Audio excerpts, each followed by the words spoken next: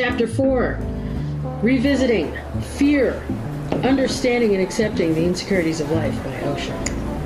4, Make love, not fear, trusting oneself and others. All right, we're about to get, John Lennon on your ass.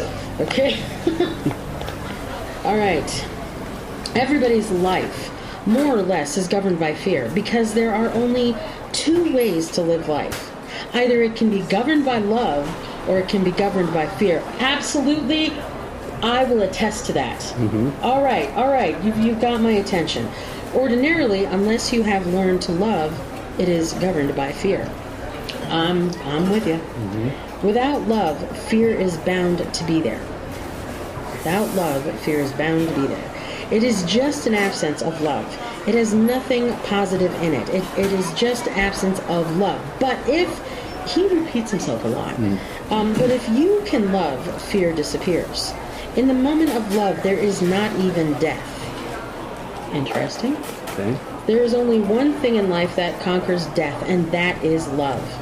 All fear is concerned with death, and only love can conquer death. So one thing I would like to say to you is this. Don't pay too much attention to fear because it becomes auto-hypnosis. If you go on repeating that you live in fear, that your life is governed by fear, you are dominated by fear, then you are helping it. There's such a much more easier way to say this. Which wolf are you going to feed? That's how I would write this. Which wolf are you going to feed? You're going to feed love or you're going to feed fear? It was very, there's so many more simple ways to say this, Osho. Yeah. Take note of it, that your life is governed by fear. Finished. It simply shows that love has not yet become so powerful that fear disappears. Fear is just a symptom. It is not a disease. There is no cure for it. There is no need. Okay, no. Because if you're saying that there is either the choice for fear or love, the cure is love. To be in love. That doesn't mean, romantic. I'm talking about being in a stance of love. Responding out of love and not reacting out of fear.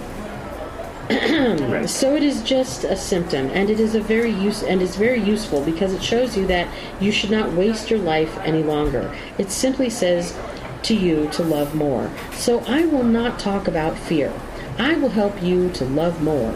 Really? Because I don't really feel your loving. I don't feel the love, Osho. Where's the love? Yeah. And fear disappears as a consequence. If you start working directly on fear, you strengthen it. Well, duh.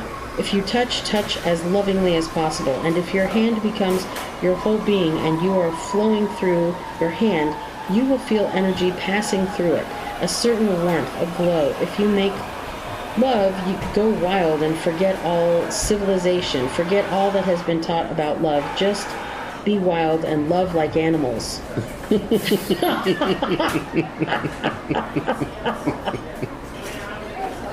Now, I know you had a different intention there, okay, Osho? I understand you had I understand perfectly what the intention was. But when you tell people to love like animals, you're actually feeding the sex addicts, okay? Okay, there's a more eloquent way to put this. Jesus. Love like animals. Just don't sound right, Osho. Once you realize that the presence of love becomes the absence of fear, you have got to the point and there is no problem. Just love like an animal and there's no problem. No problem whatsoever. No, I know you're being, it's a metaphor. I understand, we understand, but there's just a better way to do this. Yeah.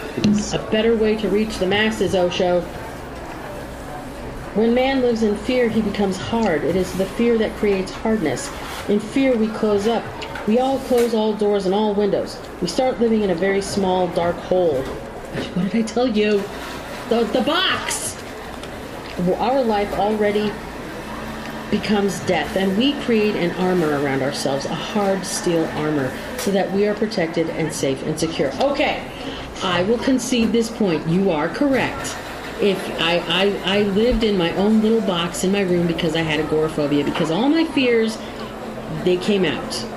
and people out of fear because they don't want to socialize, or that they don't want to attach to people, or whatever their reason, they don't want to do something, so yes, they box themselves in. Okay, I'll give you that.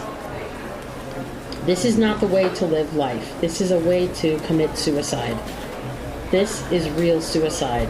This is already entering into your grave, because this type of closed existence will not be able to know anything of truth, of beauty, of love, of bliss, of godliness. If nothing is allowed in, how can you know what surrounds you? And if you don't know what surrounds you, you will never be able to know yourself. One can know oneself only in reference to the other. First, you have to know the thou, then you can know I. Psychologists say that the child first becomes aware of the others, the mother, of the father, the brothers, the sister, the family, the things that are around him, the room, the walls, the toys. Then slowly he comes closer and closer. Then he becomes aware of his body. Then one day he starts feeling himself as a separate individual. First he becomes aware of the other, and then in reference to the other he becomes defined. The other gives the definition. A person who lives in the possessions will not know his real self, because he lives surrounded in things, and things can only define you as a thing. They cannot define you as a soul. Interesting. Okay. If I look at my own situation, I see that I'm so afraid of other people that the question of allowing them to come closer doesn't even arise. What is this fear of others? If you're afraid of yourself, only then are you afraid of other people.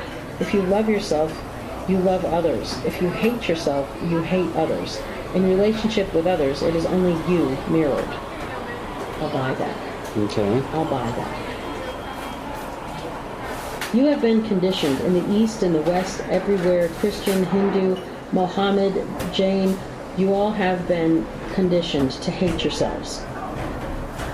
See, again, with this ripping on, he's ripping on everybody. It has been taught to you that to love yourself is bad. No, it isn't.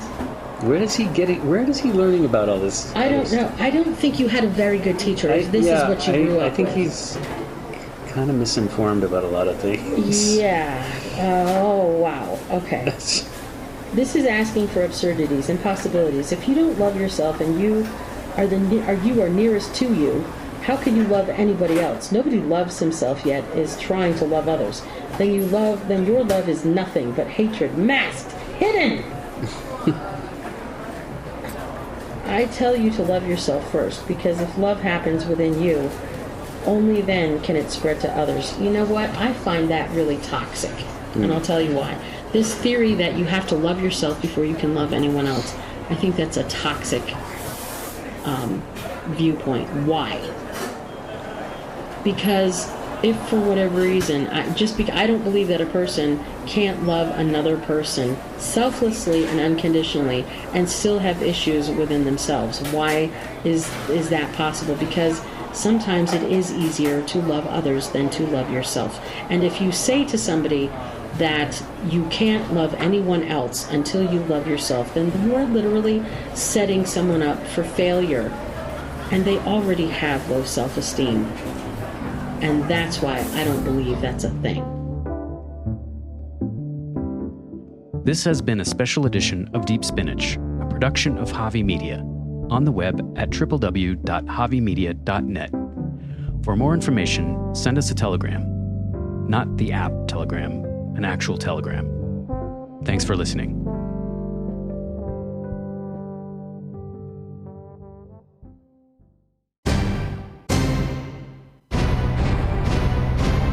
Javi Media.